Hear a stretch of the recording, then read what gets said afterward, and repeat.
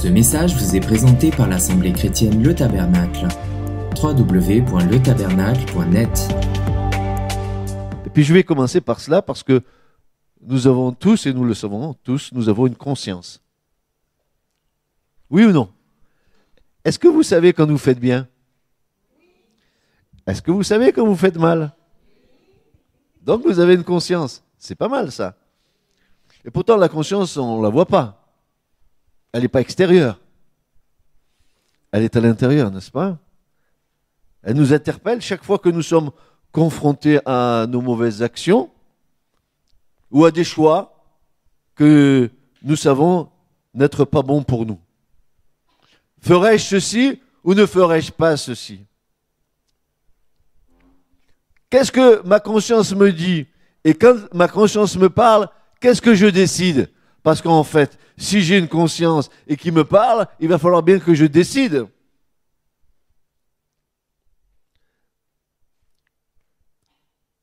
Tant qu'on n'est pas au Seigneur, la puissance de la chair décide pour nous.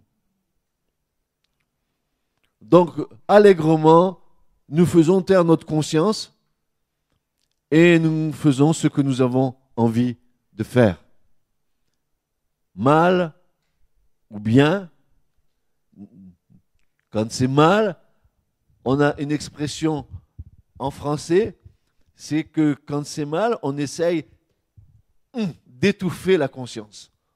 On la prend, on va l'étouffer pour plus qu'elle parle.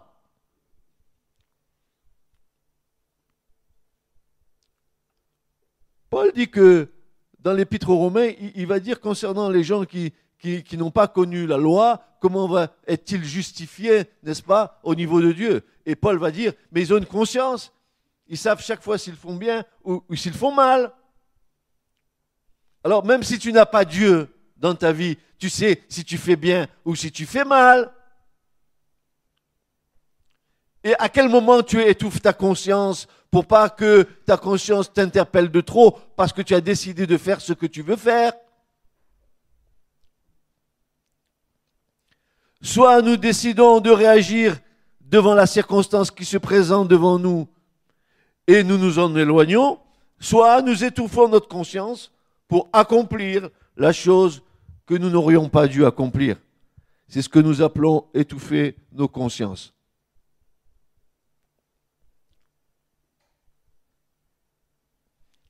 Je vous rappelle le conseil de Dieu.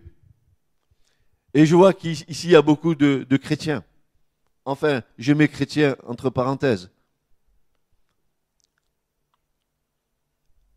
À un moment donné, l'Éternel va parler à Israël. Il va dire à Israël, Israël, voici, je mets devant toi deux chemins.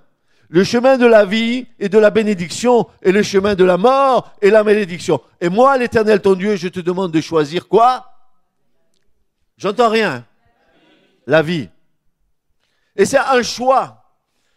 Car l'Écriture nous déclare ce matin, et nous déclare ceci, que le salaire du péché, c'est la mort.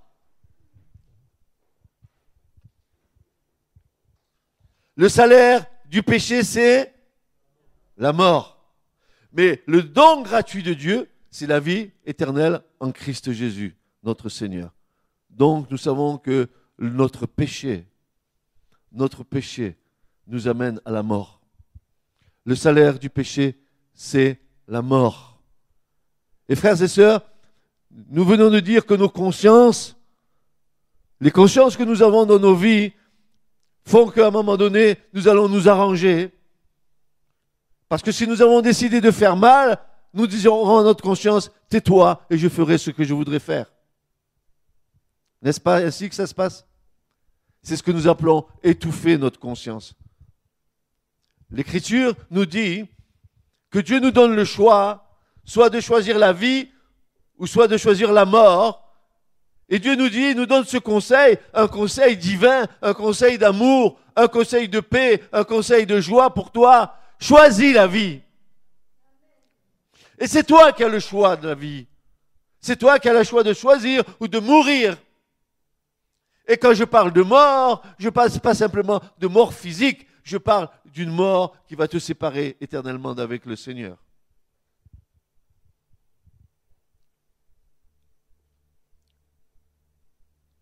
Alors qu'apporte le baptême ce matin? Pourquoi un baptême? Qu'est-ce que le baptême? Qu'est-ce que ça fait de tremper une personne dans l'eau et de la ressortir? Est-ce qu'il y a quelque chose de mystérieux là-dedans? Est-ce que le fait de plonger une personne dans l'eau va changer réellement sa vie?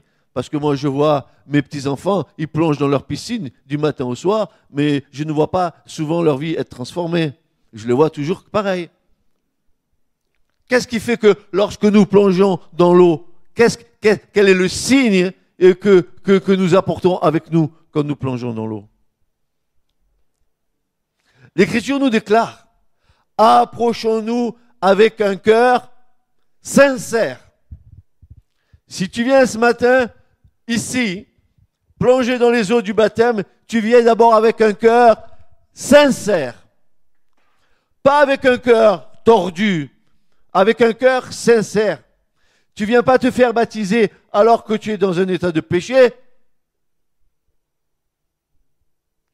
Combien y a-t-il eu de baptêmes dans nos églises où les gens vivaient en adultère et se faisaient baptiser sans avoir rompu avec le péché? Vous croyez que cela est agréable à Dieu, vu que la symbolique du baptême, c'est que je laisse ma vieille nature au fond de l'eau et que je sors en résurrection de vie? Comment puis-je laisser ma vieille nature au fond de l'eau si dès que je sors de là, je continue de pécher?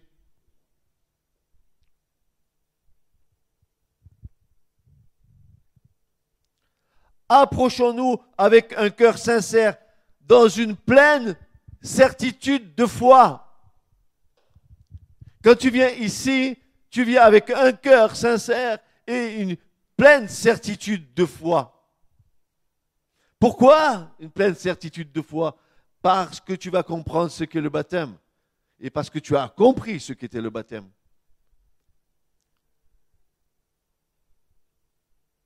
Tu t'approches avec une pleine certitude de foi, ayant les cœurs purifiés des souillures d'une mauvaise conscience. T'as compris? Ta conscience, tu pèches et tu n'as pas honte de pécher. Au contraire, tu te vautres dans le péché. Ça te plaît, n'est-ce pas? Ça te plaît de te vautrer dans le péché.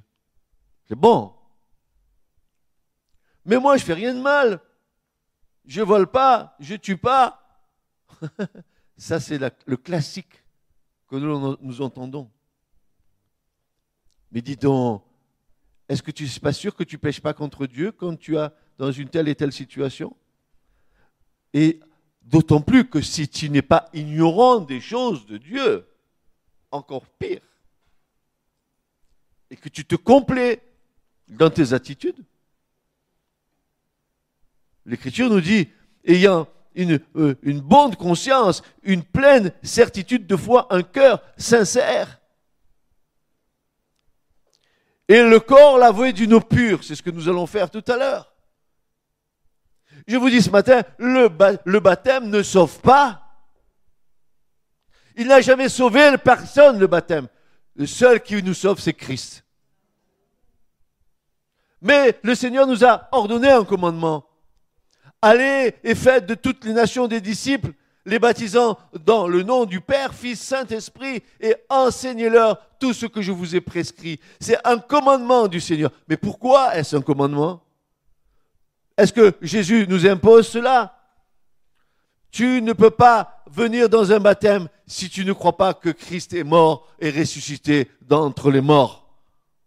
Et ce matin, nous tous ici présents, je vais vous le dire dans l'amour que j'ai pour vous, si nous ne croyons pas à la résurrection de Christ, c'est pas la peine que nous restions ici. Partons dans le monde. Allons faire la bringue avec les autres. Allons nous souiller avec les autres. Allons nous enivrer avec les autres. Allons forniquer avec les autres. Pourquoi? Parce que si Christ n'est pas ressuscité, eh bien nous mourrons dans nos péchés. Si Christ n'est pas ressuscité, notre foi est vaine. Si Christ n'est pas ressuscité, il n'y a pas besoin d'église. Oui ou non? Si Christ n'est pas ressuscité, qu'est-ce que je fous ici, moi, ce matin?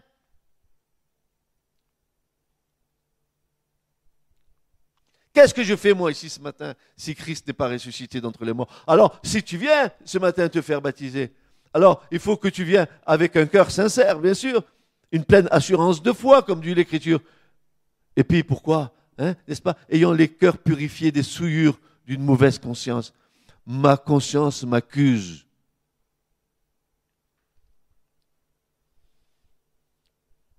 Et le corps lavé d'une eau pure. La conscience, c'est quelque chose qui est dans l'homme intérieur. La conscience, on ne la voit pas. Elle est en nous. Et tu sais très bien quand tu fais bien et tu sais très bien quand tu fais mal. Parce qu'au fond de toi, tu sais que tu as fait ta bêtise. Oui ou non? Alors il y a deux solutions. Ou ta bêtise, tu la caches, mais tu ne cacheras pas longtemps. Parce qu'à un moment donné, elle va ressurgir. Parce que l'Écriture dit, tout ce qui a été caché dans les ténèbres devra venir à la lumière. Et même pour ceux qui ne croient pas, quand la bêtise est faite, tu n'as eu qu'une seule peur, c'est qu'on sache que tu l'as faite. Tu vas la camoufler autant de temps que tu peux la camoufler, mais à un moment donné, elle va ressortir, ta bêtise. Elle va t'exploser au visage. Alors, qu'est-ce que le baptême? Qu'est-ce que le baptême a à voir avec cette partie intérieure de notre être? C'est que nous devons adhérer. Notre conscience doit adhérer par le moyen de la foi à cet acte-là. Pierre va nous dire que le baptême, c'est l'engagement d'une bonne conscience envers Dieu. Quand tu viens ici, tu viens avec une bonne conscience envers Dieu. Ça veut dire que quand tu es venu ici, alors il s'est passé plusieurs choses dans ta vie avant d'aboutir ici. C'est que le Seigneur t'a rencontré dans ta vie. Que le Père, dans une circonstance de ta vie, a eu cette grâce infinie. Et pour toute personne, pour tout homme, pour toute femme, Dieu veut faire cela. Car le projet de Dieu, l'amour de Dieu, c'est qu'aucun homme ne se perde, mais que tous parviennent à la connaissance du Fils de Dieu. Voici ce que Dieu déclare, qu'il ne veut qu'aucun ne se perde. Dieu a tant aimé le monde qu'il a donné son Fils unique. Où il a donné? Mais à la croix, il a été crucifié entre ciel et terre. Mais il n'a pas été crucifié parce que les hommes l'ont crucifié. Il est allé pour accomplir l'œuvre. Il fallait que le ciel et la terre soient réconciliés. Il fallait que l'homme se réconcilie avec le Père. Et Jésus a été cet instrument du Père pour réconcilier les hommes avec le Père. Dieu a tant aimé le monde qu'il a donné son Fils unique afin que quiconque croit en lui ne périsse point. Ne périsse point. Et le mot dans le texte original, c'est pas ne périsse point, ne soit pas détruit, mais qu'il ait la vie éternelle.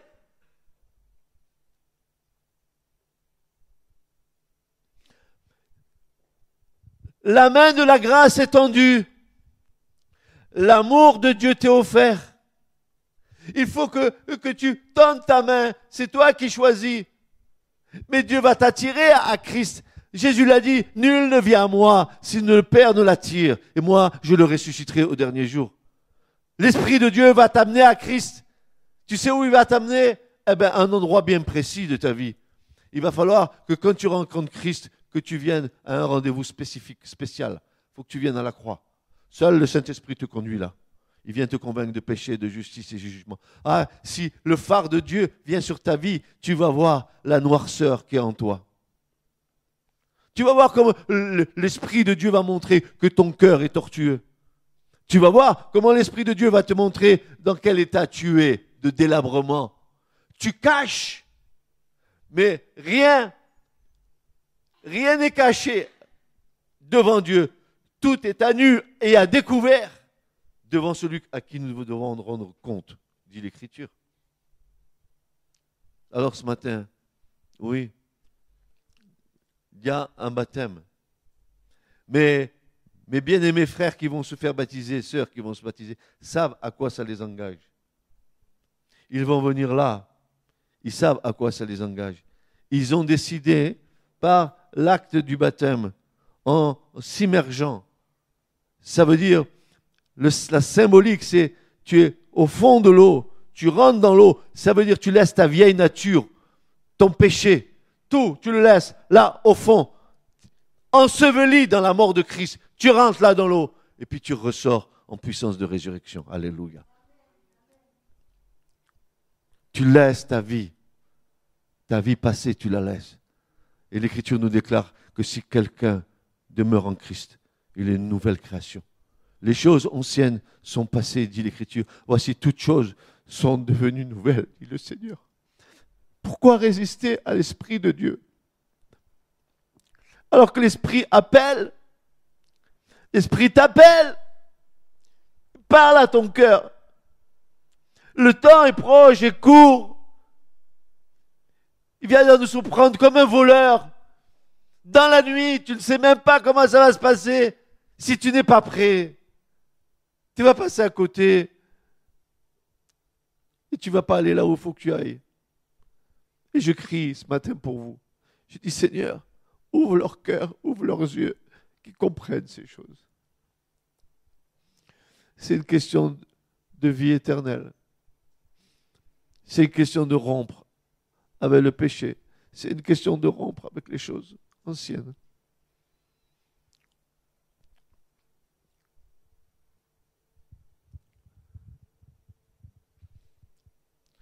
Pourrions-nous prendre le baptême sans auparavant avoir réglé nos vies et dégager nos consciences de toutes ces accusations concernant nos péchés?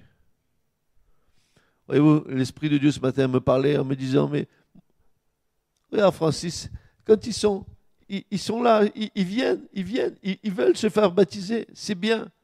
Mais avant qu'ils se fassent baptiser, est-ce qu'ils sont passés parce que je t'ai dit d'enseigner?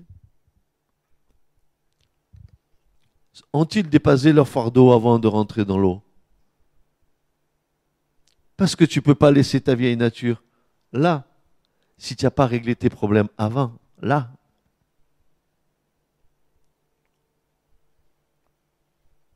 Si c'est pour ressortir de là, pour continuer de pécher, ce n'est pas la peine que tu viennes là. Reste dans ton coin, ne viens pas là. Mais si tu as décidé de rompre avec ça et de te donner au Seigneur, alors viens. Oui, tu verras comme il va t'aider. Il va te donner de la force pour résister à toute forme de tentation. À toute forme, je dis, de tentation. Le symbolisme de l'immersion, c'est que je suis enseveli avec le Christ et je suis ressuscité avec lui. Puis-je laisser ma vieille nature au fond de l'eau sans en avoir auparavant réglé les problèmes de mes péchés? Paul dit que notre vieille nature qui se corrompt sous les convoitises, notre nature charnelle. Vous savez, la chair, elle n'est jamais satisfaite. Elle est comme la sangsue. Encore plus, encore plus. J'ai jamais épuisé toutes mes envies et tous mes désirs. Quand j'ai quelque chose, je le vois, je commence à en jouir et au bout d'un moment, je laisse de côté. J'en ai plus besoin. Je veux autre chose et je veux encore autre chose. Et je suis jamais rassasié. Moi, dans ma vie, il y a quelqu'un qui me rassasie pleinement. C'est Christ. Je n'ai pas besoin, pour satisfaire mon rassasiement, d'avoir le matériel qui vient combler ma vie. J'ai besoin d'être en paix dans mon cœur. J'ai besoin d'être en paix dans mon esprit. J'ai besoin d'être en paix avec tous. J'ai besoin d'aimer tous ceux qui m'entourent. J'ai besoin de ça dans ma vie.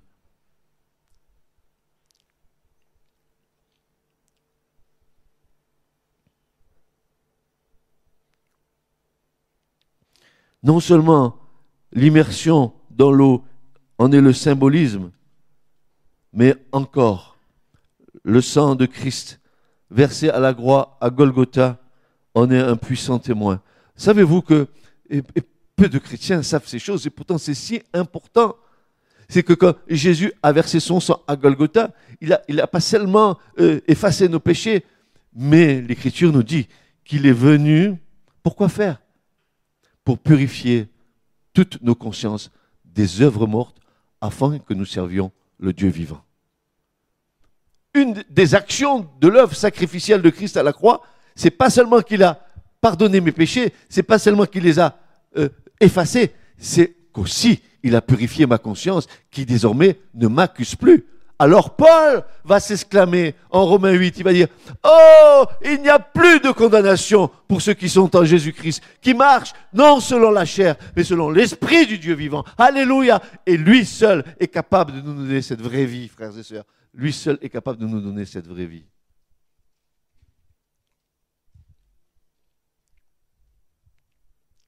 Je ne sais pas par quel hasard tu es dans ce lieu ce matin. Mais écoute bien.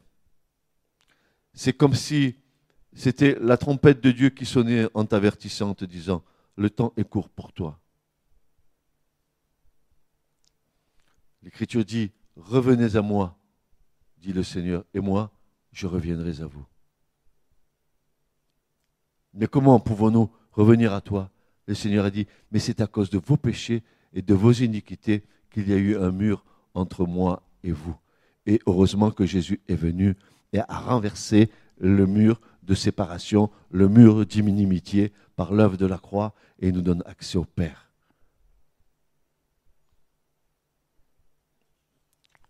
Dit Hébreux 9, et la cendre de la génisse qu'on répand sur ceux qui sont souillés les sanctifie quant à la pureté de la chair, combien plus le sang de Christ qui, par l'Esprit éternel, s'est offert à Dieu lui-même, sans tâche, purifiera-t-il votre conscience des œuvres mortes, de toute notre pourriture. Et si le Seigneur purifie nos consciences, qui va intenter accusation contre les élus de Dieu? Personne. Personne. Ni les anges, ni les hommes, ni le diable, ni tout ce que vous voudrez, à partir du moment où nos maisons, les corps que nous sommes, ont été mis sous l'aspersion du sang de l'agneau, alors nous sommes scellés par Christ. Et nous ne risquons plus rien du tout.